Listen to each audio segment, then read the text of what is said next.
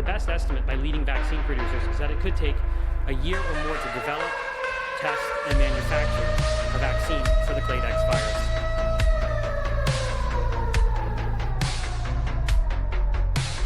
virus. We have heard that 500,000 children have died.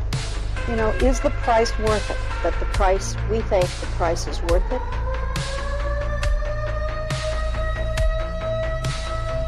Richie Brown Show. Welcome back to the Richie Brown Show, and today I have Chapter 3 of Caution Zionism. Chapter 3, Ruthless Labyrinth. On May 2nd, 1918, Zion, a ramified Zionist organization, met in secret conference in Moscow. The conference was attended by representatives from Petrograd, Moscow, Vitebsk, Voronezh, Vologda, Rybinsk, Saratov, Astrakhan, Irkutsk, Urel, Kazan, Tula, Kozlov, Kaluga, Dubrovka, Tambov, Borisglebsk, Livny, Kineshima, Yelets, Samara, and Ryazan. A report was delivered whose thesis had been carefully discussed and approved in advance. The basic issue of Russia's policy is that of the Russian Revolution. The experiments of the Socialist Revolution are Bolshevik experiments in the sphere of industry, finance, state economy, foreign policy. The results of these experiments are the collapse of the state, economic decline, and strong reaction in the West. The position of the Jewish people is economic deterioration and impoverishment of middlemen, traders, employees, and artisans as a result of requisitions in the occupied regions of Russia, with the same thing happening in socialist Russia as a result of Bolshevik experiments which are killing trade. Industry. Our political demands remain unchanged. The formation of a coalition government without the Bolsheviks. Unquote. A heated debate ensued. Dr. Riss made the following point in his statement, quote, "The Bolsheviks said that as soon as they established the dictatorship of the proletariat, they would be able to achieve everything. What will be our stand on this issue? We should have a Jewish orientation. A Russian federative republic must be set up in the interests of the Jewry. What are we to do? Should we serve the Bolsheviks? Yes, we should, for it would not be a political recognition of the rule, but a question of bread." Unquote. Another speaker, one Leslin, said, "So far, Bolshevism is strong, therefore it is necessary to determine ways and means of fighting it. In our daily activities, we constantly come up against Bolshevik institutions. The Russian intellectuals have already renounced sabotage. We too should, to a certain extent, renounce sabotage, and we should work in whatever Bolshevik government departments we can." Unquote. Silberg, a delegate from Astrakhan, said, quote, "The purpose of our struggle is to organize all democratic elements in order to take power into our hands with the fall of Bolshevism. The community is the first step in the organization of Jewry." Unquote. Thus, when the Zionists meet behind closed doors, they lose all interest in discussing questions connected with the holiness of Zion, biblical testaments on loving thy neighbor, hatred for internationalism, Soviet rule, and Lenin's party was the pivot of all their sentiments in the period of the October Revolution, while the elaboration and implementation of concrete methods of struggle against communism stood at the center of their practical activity. It could not have been otherwise with people whose credo, socialism, was characterized as follows, quote, "Never in the course of its long history had Jewry such an enemy for Jewry. For the Jewish national idea, socialism is a mortal foe. Socialism is also the more dangerous because its bitter pill is lavishly sugared, because it comes to the unfortunate Jewish people in the guise of a friend and deliverer. It tells them, 'Come you, the underprivileged, and I shall deliver you.' But socialism is not such a platonic altruist. It demands compensation for its labours. What does it require of the Jews?" asked the authors of the document. "A great deal. At first it demands flesh and blood sacrifices. Socialism is preparing to overthrow the existing system by force, and such upheavals are inconceivable without bloodshed. Socialism has inscribed on its banner the words, 'The history of mankind is the history of class struggle.' It views crude materialism, the call of the belly, as the sole factor of history, an almost exclusive code of life. Whatever form, international or national, socialism might crystallize into, it is equally fatal. Yet if Jewry is to be capable of further historical existence, it will have to develop in itself an antidote to the venom of socialism. And that's exactly what happened. Raised among the Jews of the world, the movement known as Zionism is that antidote.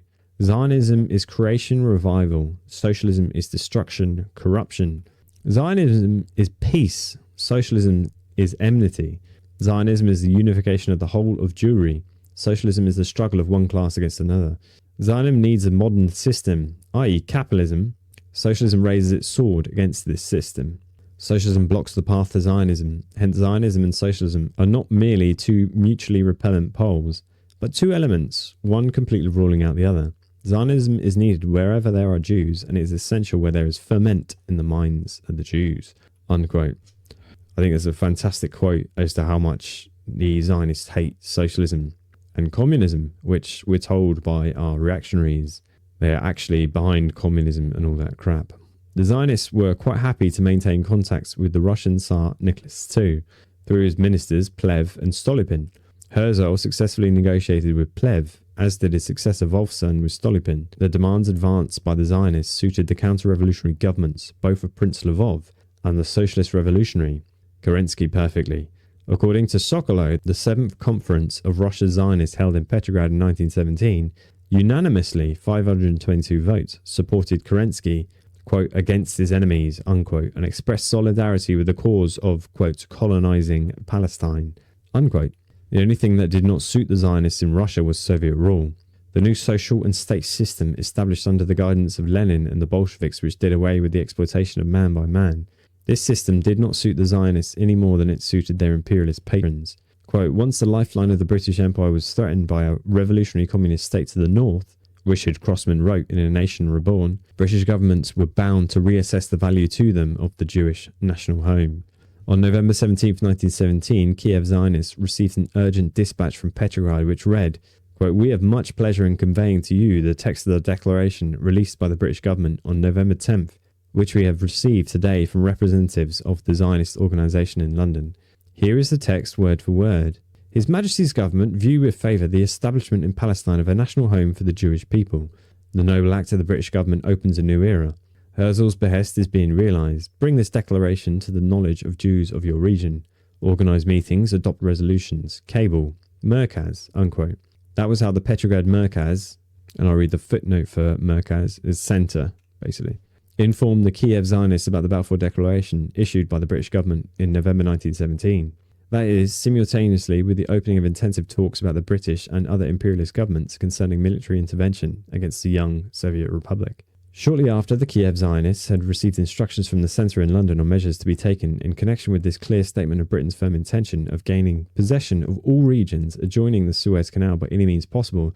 A notorious adventurist, Vladimir Jabotinsky, made his appearance in the Ukraine. A poet from Russia, Zionist and agent of a number of powers, large and small, Jabotinsky had only recently won the absolute trust of the British by organising together with a certain Trumpeldorf, a Zionist legion, which had moved in with the British troops to occupy Palestine. According to Kornei Chukovsky, who edited Colonel Patterson's book and wrote the preface to it, the British professional colonialists were very pleased with the efforts of their henchmen. We naturally were interested only in those chapters, Chukovsky wrote, which dealt with volunteer Zionist detachments that had joined the British army to win back Palestine. Patterson is not a Jew, but a pure Anglo-Saxon. He is an experienced military man and an authority of all kinds of combat. He learned his trade all over the place. In India, in South Africa, in Uganda, in the Klondike. Therefore his praise for the fighting qualities of the Zionists carries special weight. Unquote.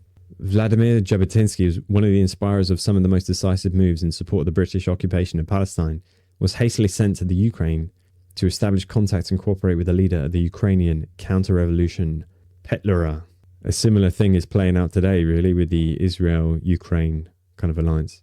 Let us make a short digression. The attention of a person making his way along the winding corridors of the Zionist labyrinth at the height of the stormy developments following the world's first socialist revolution is involuntarily attracted by a somewhat faded Zionist business document written in a clear hand. On April 5th, 1914, the Board of Jewish Colonies in Cologne sent a business message to a clerk of Sharkansky Bros, Abram Itzkov Domovich, head of the Herzlite Zionist Circle in Lomza. Quote, upon rechecking your account of donation money boxes, we find that you have only sent us donations from 97 out of 108. We collect 5 million francs annually, a sum large enough to buy 10 colonies each year. We said long ago in 1911 and 1912 that Russian Jews had been zealous and that we were grateful to them. But despite their efforts, they could have made a still greater contribution to the cause lately, since according to our information we know that about 1,000 towns in Russia have not started paying. Although many towns, for example Vilnius, Chimota, Kovno and Riga, are paying, their contribution is very small. We derive our biggest income from Russia, but compared with the size of the Jewish population of Russia and that in other countries, she gives us very little. And if we took all countries according to the number of Jews in them and the income we get from them, Russia would come 19th on the list. Our total income from Russia amounts to 2 kopecks from each Jew, i.e. if all the money collected in Russia is divided by the number of Jews living there, the figure will be 2 kopecks from each, unquote. Here is another document, a general list of revenues received by the World Zionist Organization for 1913 in German marks.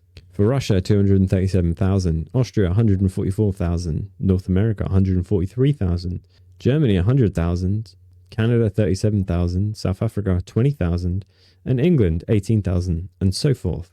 The International Zionist Corporation clearly understated its income, but even the above figures clearly show that the nationalization of the means of production on a sixth part of the world, which had formerly paid a large tribute, and the triumph of Lenin's principles in the nationalities policy of the young Soviet Republic, had dealt a severe blow to the Jewish colonial trust in London and the Zionist leaders who always relied on anti-Semitism in all their plans. That is a fascinating bit of history, isn't it, given what a lot of the right-wingers say today.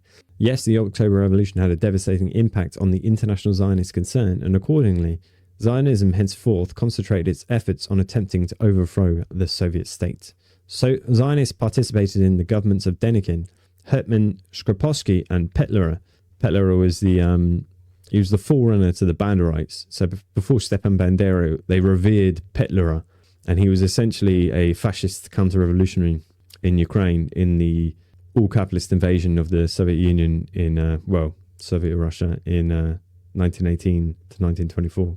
Incidentally, from 1918 to 1921, the counter-revolutionary bands of Denikin, Petliura, Bulak, Bulakov, and Makhno organized 1,520 pogroms, during which tens of thousands of Jews were tortured or killed.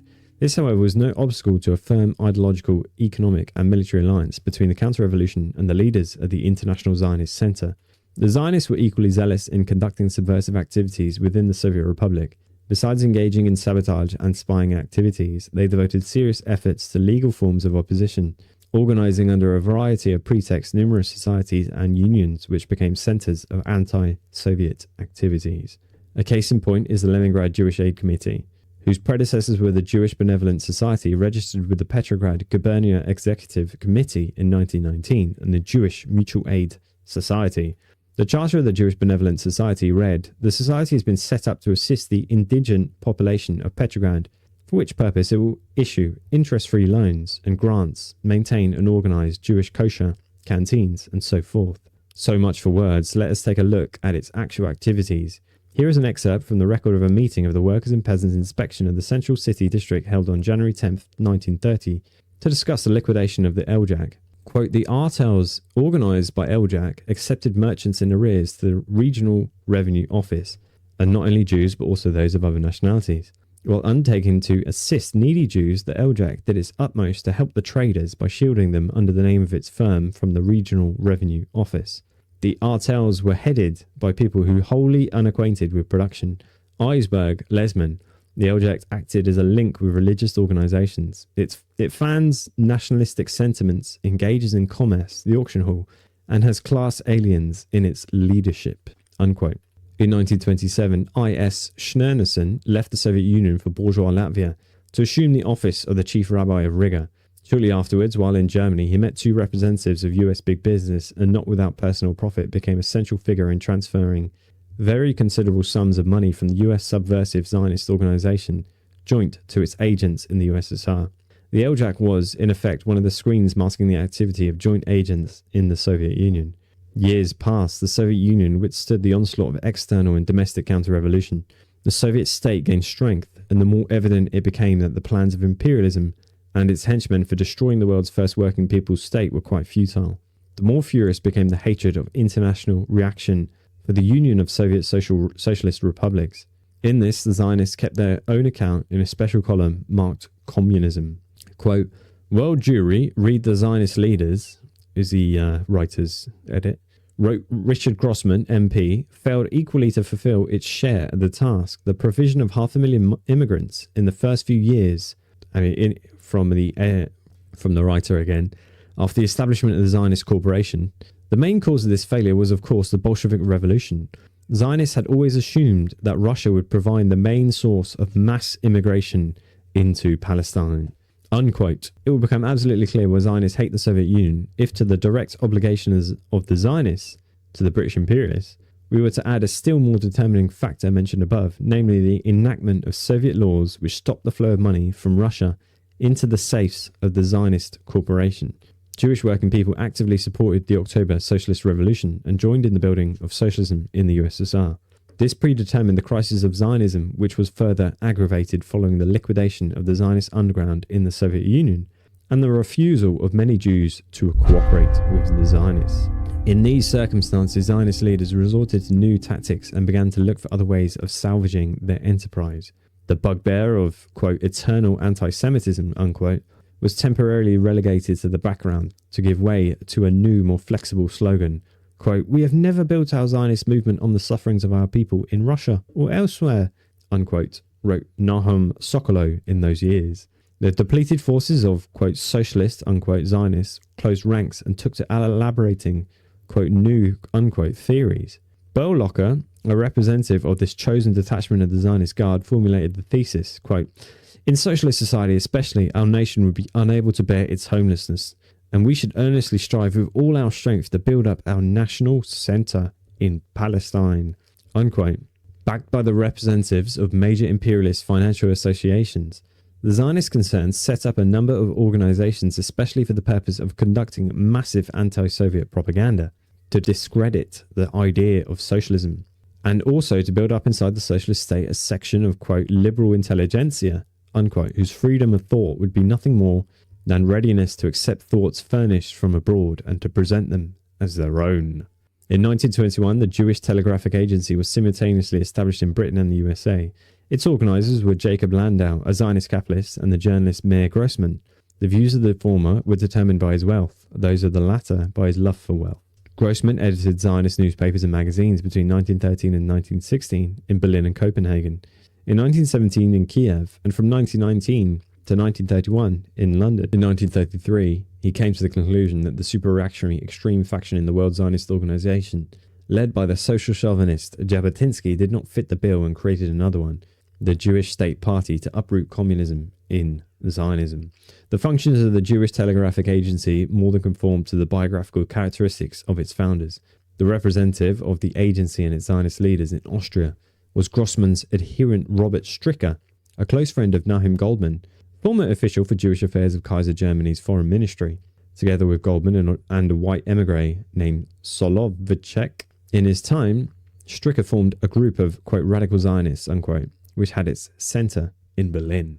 Stricker and Goldman often got together, talked, lamented the decline of the prestige and influence of German Zionists in the International Zionist Corporation after Germany's defeat in the First World War, and discussed how they could establish their influence. In these conversations, they frequently mentioned one Stephen Wise, who created a great Zionist faction in 1929 and gained notoriety by its malicious anti-communist utterances. Rabbi Wise rapidly rose up in the world, and at the time when Stricker and Goldman had their chats in Vienna, he was already president of the American Jewish Congress, a rather influential non-Zionist organization for those days. The Congress was backed by some of the biggest US financiers, who, as it transpired, yearned for Palestine no less than their British counterparts. In view of the disappointment of part of the British ruling circles with the Zionist Corporation for its failure, quote, to do its bit, unquote, intrigues among the leadership of the Zionist concern, the sharp decline in the flow of funds into the Zionist treasury, and above all the refusal of a considerable number of Jewish workers to cooperate with Zionism. Zionist circles conceived the idea of establishing a world organization, ostensibly having nothing in common with Zionism, and functioning solely under the slogan of defense of the rights of world Jewry. Its actual aim, however, was to act as a bridge for US capital, which was stepping up its efforts to replace Britannia, or the, quote, ruler of the waves, unquote, in the Middle East, and to set up close ties with fascism, which was rapidly developing in Europe. In short, it was trying to play safe by backing three of the fastest horses running in the capitalist derby. The early 1930s, this was a new idea. Although the principle underlying it was old, 20 years earlier Zionism had shamelessly flirted simultaneously with Lord Balfour, Wilhelm II, Plevs, the Turkish Sultan, and the King of Italy. This was the background against which Nahum Goldman's star came into the ascendant. His success was due to his extensive connections and unbridled but cautious careerism bred in the gloomy offices of the Foreign Ministry of the Second Reich. Goldman's first step was to come to an agreement with the president of the American Jewish Congress, Stephen Wise, on the question of establishing a, quote, non-Zionist, unquote, World Jewish Congress. Having made sure American financiers, the real bosses of the Congress, were well disposed, Wise approached the proposal with understanding. Then, after negotiating a controlling block of shares in the enterprise and promising to cover 50% of the new organization's budget in exchange, he agreed. Chaim Weizmann, the then president of the World Zionist Organization, who had firmly linked up his future with Britain, persuaded his patron that Goldman's venture had been planned with his knowledge and would be extremely profitable for Great Britain. The third step was to obtain the support of the fascists. Zionist intelligence, having made a few deep probes and found that the omens were favourable in November 1934, Goldman hastily left for Rome. A great deal depended on the outcome of his meeting with Mussolini. The fascist dictator's reaction to the Zionist project was a matter of great concern not only to Goldman but to all Zionist leaders, and they followed the mission of the former German diplomat with close attention. Mussolini received Goldman on November 13, 1934, and their 30-minute talk passed in an atmosphere of goodwill and mutual understanding. Mussolini approved of the idea of founding a World Jewish Congress and promised his support. The Goldman mission was a success and signified a great deal for him personally. On November 14, 1934, his name appeared for the first time in the biggest European newspapers, next to the name of, quote, one of the most powerful personalities of the Western world, unquote. The question of the formation of the World Jewish Congress, with Goldman as one of its leaders as the anteroom to the World Zionist Organization, could thus be regarded as settled.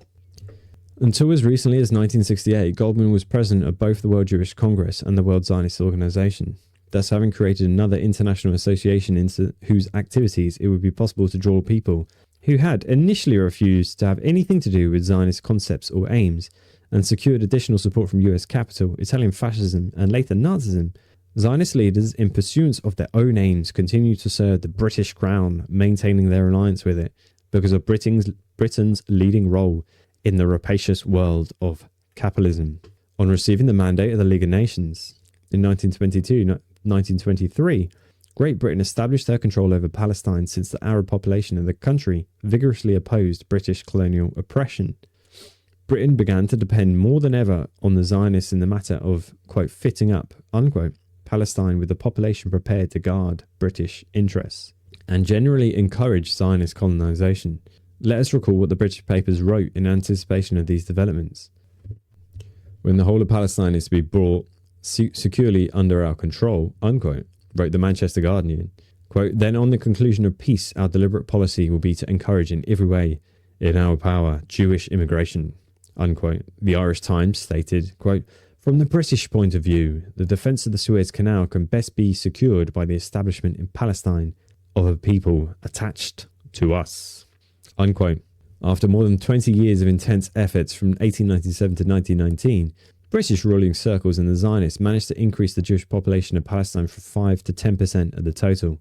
It was a torturous process, not only because Jews refused to be coaxed into taking up residence in the area of the Suez Canal, but also because the Arabs, who accounted for 90% of the population of Palestine, justifiably viewed both the British and the Jewish settlers sent by the Zionists as colonialists out to rob them.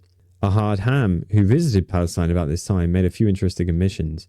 Quote, we think, he wrote, that the Arabs are all savages who live like animals and do not understand what is happening around them. This is, however, a grave error. Yet what do our brethren do in Palestine? They treat the Arabs with hostility and cruelty, deprive them of their rights, offend them without cause, and boast of these deeds. And nobody among us opposes this despicable and dangerous inclination, unquote.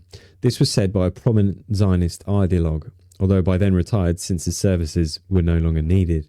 Ahad Ham had sufficient foresight to visualize the ultimate results of the Zionist leaders' persistent efforts to foster contempt and hatred for the native population of Palestine among the Jewish settlers.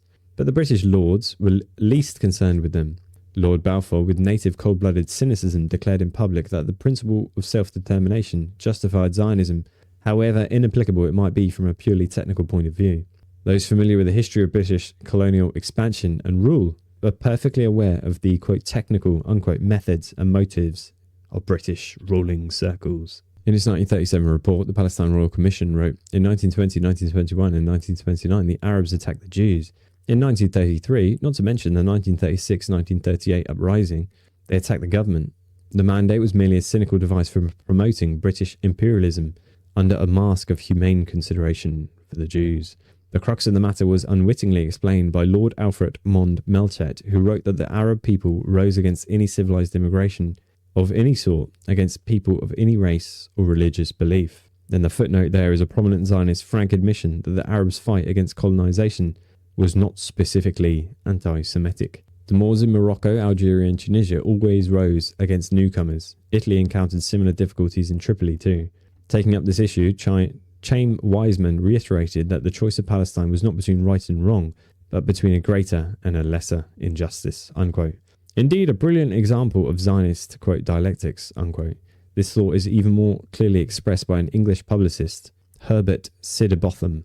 Quote, "It is a false view of democratic or liberal principle," he writes, "which holds that because of a race or a nation happens to occupy a certain territory, that territory is its own for all time.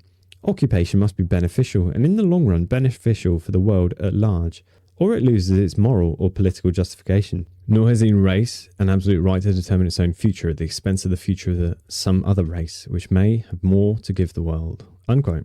Thus the Zionist ideological baggage was supplemented by yet a further concept which had much in common with the theories elaborated by the ideologues of the Third Reich. A year before Hitler came to power in Germany, and 2 years before Goldman's talks with Mussolini, the Jews made up just over 19% of the total population of Palestine.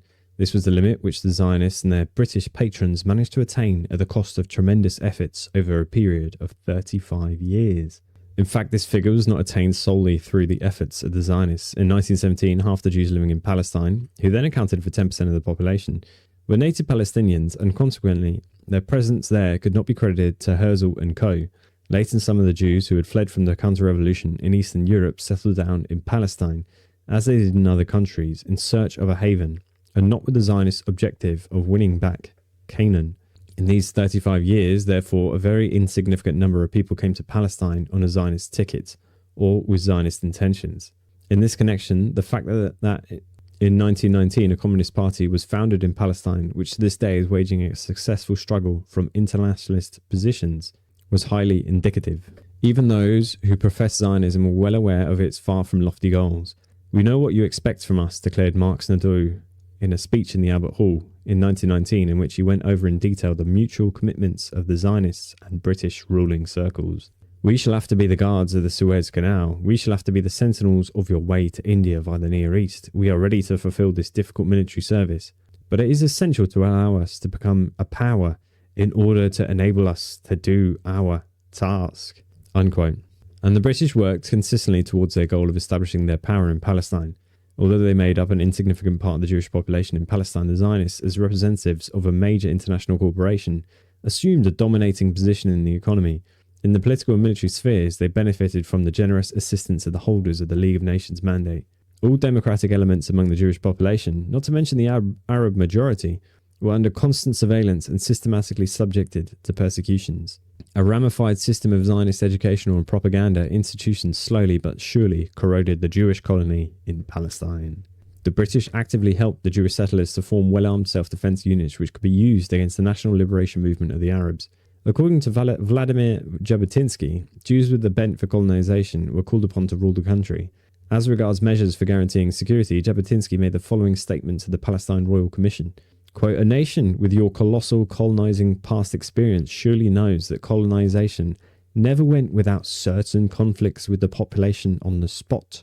Legalize our self-defense as you are doing in Kenya." Unquote. Captain Ord Wingate, a professional secret agent, was attached to the command of the Jewish self-defense units for the purpose of turning them into professional military punitive detachments. One of their tasks was the forcible eviction of the Arabs from their ancient lands. Israel Burr, Ben-Gurion's former advisor, wrote the following about the functions of Zionist punitive detachments after being trained by Wingate. Burr was describing the suppression of the 1936 to 1938 Arab uprising. The special night units did more than any other forces to suppress the Arab disturbances, which were directed more against the British than the Jews, as the Palestine Royal Commission admitted. Wingate's special detachments were formed not only with the object of putting an end to the guerrilla warfare using the same tactics, but more especially for the purpose of protecting a valuable imperial objective, the Iraq oil pipeline, which ended at Haifa. One of the top commanders of the Haganah, as these detachments were called, was Fievel Polks, who was also the chief resident agent of the Nazi intelligence service in Palestine and Syria. The following appeared on the pages of the West German Der Spiegel on December 19, 1966. Agent Reicher of the German Information Bureau in Palestine was in contact with a leading functionary of a secret Zionist organization which, more than anything else, with the exception of the British intelligence service, captured the imagination of German intelligence. This organization was called Haganah. In the general headquarters of this secret army worked Fievel Polks. He was in charge, according to von Mittelstein's successor, as chief of the Division for Jewish Affairs. 2.112 are the intelligence headquarters, Hagan, of the administration of the entire security apparatus of the Palestinian Jews. While Fievel Polks with his cutthroats ministered to Nazi Germany's external needs, Dr. Nossig, the same Dr. Nossig who in the reign of Wilhelm II upheld the project of settling the Jews in the Ottoman Empire outside of Palestine, was equally zealous in administering to the domestic needs of the Nazis. Zionist leader, writer, sculptor, and politician in whose Berlin office such prominent Zionists as Arthur Rupin and Jacob Thon had worked in their time, Nossig, together with the Nazis, designed the plan for destroying aged and needy German Jews. Nossig lived to the age of 80 when, according to Moshe Sneh, he was executed by the fighters of the Warsaw Ghetto who had found out about his crimes. Such was the degree of this prominent Zionist leader's loyalty to German imperialism, Sneh added. Goldman, Polks, Nossig, those direct links with fascism were by no means exceptions. Quote, Zionists, wrote Heinz Hohn, a German journalist, viewed the consolidation of the Nazis in Germany not as a national calamity, but as a unique historical opportunity for achieving their Zionist objectives, unquote. He asserted that, quote, since the Zionists and National Socialists had elevated race and nation to the scale of all things, it was inevitable that a common bridge should have appeared between them, unquote. US columnist Morris Cohen seconded this view, stressing that Zionists fundamentally accept the racial ideology of these anti-Semites, but draw different conclusions. Instead of the Teuton, it is the Jew that is a pure or superior race, unquote. In 1933, the 238,000 Jews living in Palestine accounted for about 20% of the country's total population. By 1936, their number had risen to 404,000, i.e. by more than 50%.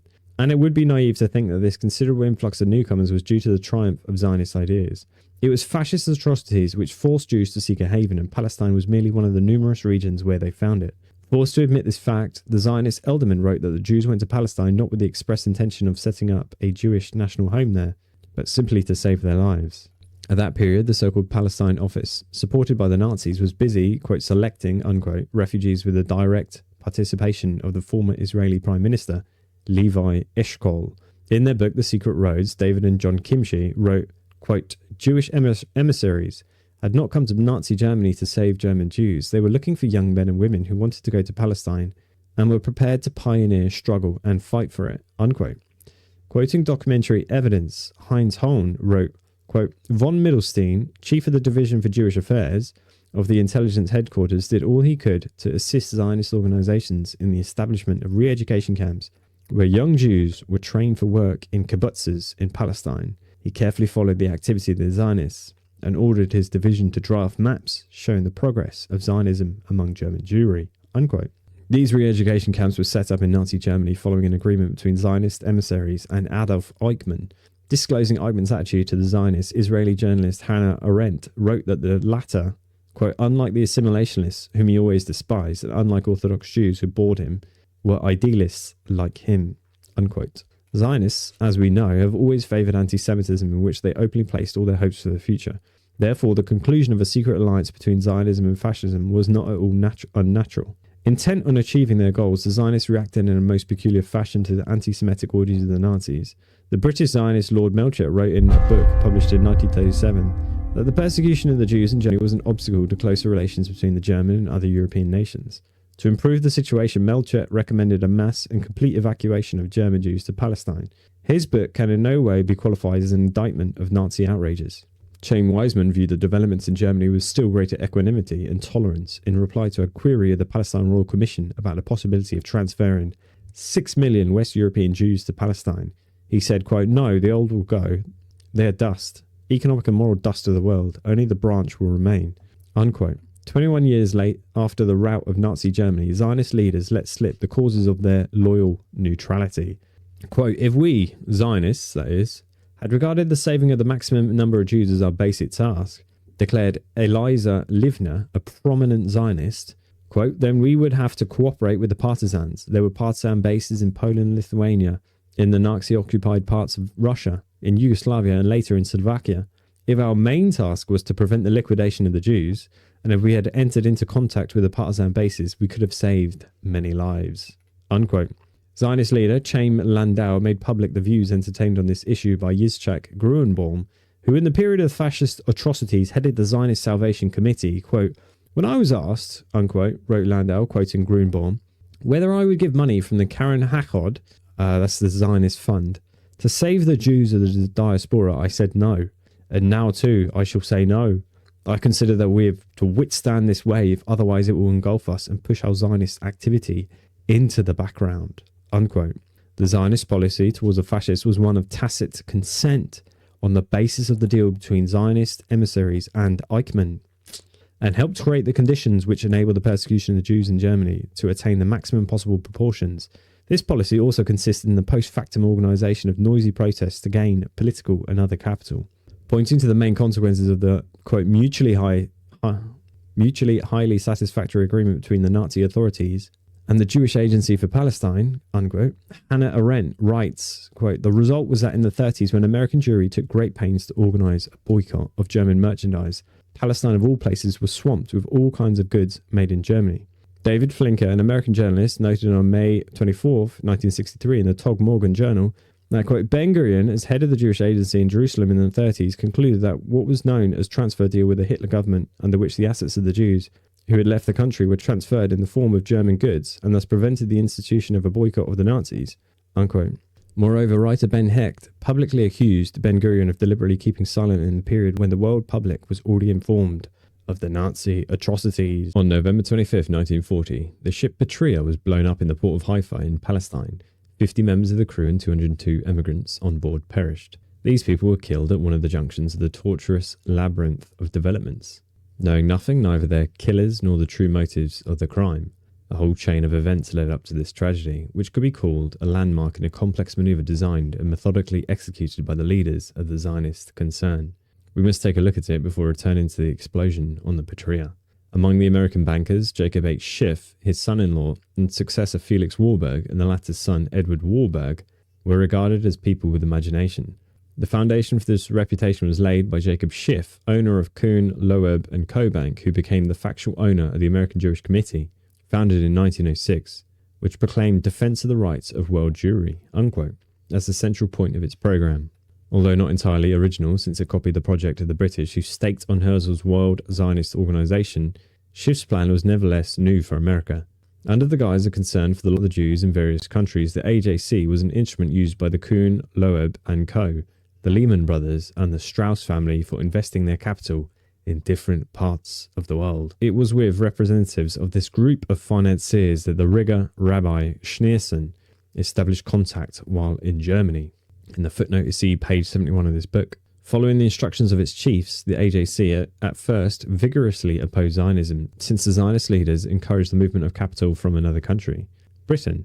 In 1926, however, Kuhn, Loeb and Co. and the Lehman Brothers founded the Palestine Economic Corporation. A. Marshall and L. Strauss, also providing capital, and in the interest of their own pockets, defected to the Zionists. In just 10 years, this financial group, which had the backing of a number of the wealthiest Jewish capitalists, quote, remolded the majority of American Jewish organizations, including religious unions, into Zionist or pro-Zionist organizations, and in slightly over 20 years increased the corporation's share capital five-fold, bringing most branches of the Palestinian economy under its sway. In 1929, A. Marshall, a shareholder in the Palestine Economic Corporation, brought off a successful round of talks with the pro-British leadership of the World Zionist Organization concerning the entry of American, quote, non-Zionists, unquote, into the Zionist Jewish Agency, a legal advisory body under the British Commissioner for Palestine. The footnote there says not to be confused with the Jewish Telegraphic Agency, International Zionism's propaganda organ. Some of the wealthiest US businessmen were among the non-Zionists that made up 50% of the agency's membership. The World Jewish Congress, the non-Zionist branch of the World Zionist Organization, was founded in 1936. Manifestly predominant in the WJC leadership were representatives and paid agents of US financiers headed by Nahum Goldman. The Zionist leaders viewed the formation of a, quote, Jewish national center, unquote, in Palestine as a highly